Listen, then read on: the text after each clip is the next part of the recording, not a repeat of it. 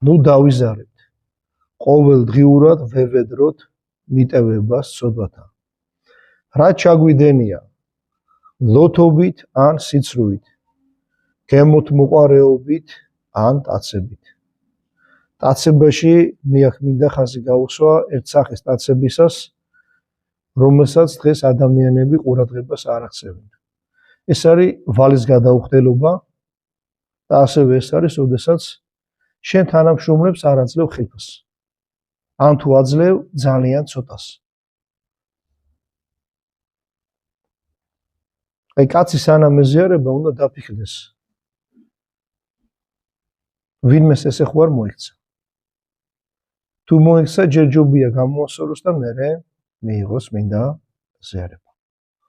ხლა წარმოვიდგინეთ კაცი, რომელიც ამას საერთოდ მალავს და მოძღვარს არ უყვება. შენ ახლა ფული რო დასტაცე თანამშრომლებს, ისეთი ხელფასი მიეცი, რომ 1-2-3 მილიონი აღმოჩნდა შენ ჯიბეში. მერე 9 მილიონით ეკლესია რო ააშენო. არ არის ეს ორი. ესე ხდება ხოლმე.